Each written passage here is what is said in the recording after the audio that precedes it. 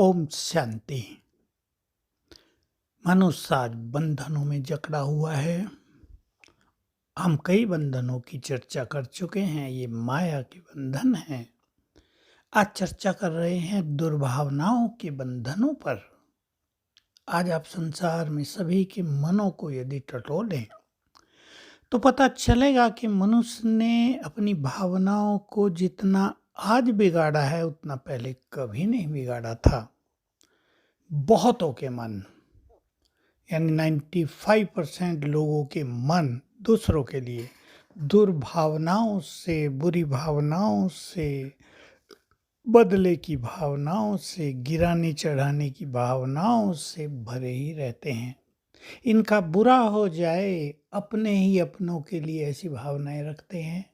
परिवारों की कई बातें कंप्लेन के रूप में आती हैं कि अपने ही अपनों को गिराने की, अनेक तरह की बुरी चीज़ें करने की, ये नष्ट हो जाएं, इनका परिवार नष्ट हो जाए, इनके बच्चे नष्ट हो जाएं, सारी प्रॉपर्टी हमें मिल जाए।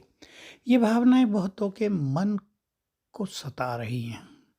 आप कहेंगे उनके मन में तो ये भावना उनके सुख देती है। सुख नहीं देती, मन को सताती है, मन को गंदगी से भरती है, मन की शक्तियों को नष्ट करती हैं। जिनके मन में जितनी सद्भावनाएं होती हैं उनको बहुत सुख मिलता है। और मनुष्य को कभी एक सत्य भूलना नहीं चाहिए कि जैसा व्यवहार हम दूसरों के साथ करते हैं वो व्यवहार रिटर्न होकर, डबल होकर हमारे पास आ ही जाता है। ये वाइब्रेशंस की बहुत ही सूक्ष्म गति है। इसको बहुत कम लोग जानते हैं। वो दूसरों को गिराने में अपनी भलाई, अपना बेनिफिट महसूस करते हैं। बहुत लाभ हो गया हमें, उनकी सारी संपत्ति हमें मिल गई। लेकिन कर्मों की गति को मनुष्य भूल जाता है कि हर कर्म का फल तो देना ही पड़ता है, आएगा ही। कोर्ट से आप बच जाएं, पुलिस को पैसे वैसे दे के आप सेफ हो जाएं, लेकिन सुप्रीम अदालत से आप कैसे बचेंगे? ये मनुष्य को भूलना नहीं चाहिए कि एक अदालत, सुप्रीम अदालत भी है जहाँ किसी का कुछ भी सुना नहीं जाता। सत्य सत्य होता है, न्याय न्याय होता है। आजकल तो न्याय पर भी बहुत सारे प्रश्न लोगों के उठने लगे हैं। तो हम सभी अपनी भावनाओं को श्रेष्ठ करें। जीवन को सुखी बनाना चाहते हो तो अपनी भावनाओं को श्रेष्ठ बनाएं।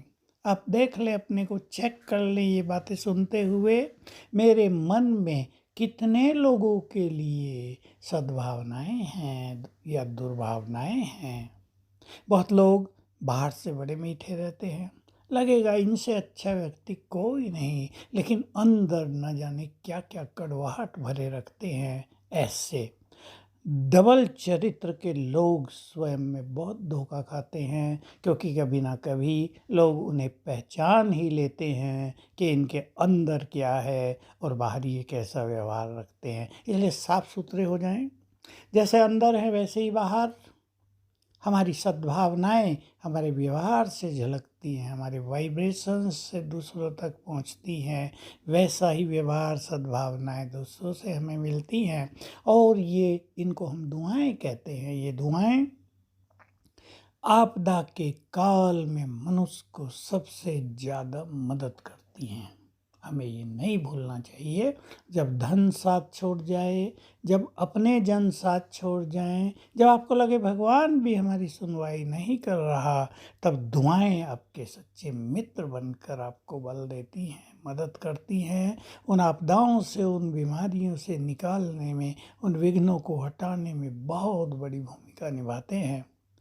तो दुर्भावनाएं तो बुरा बंधन है जो आत्मा को परमात्मा तक पहुंचने नहीं देता, जिसका परिणाम स्वयं को पीड़ित करता है, बांध लेता है अनेक समस्याओं में, बाधाओं में।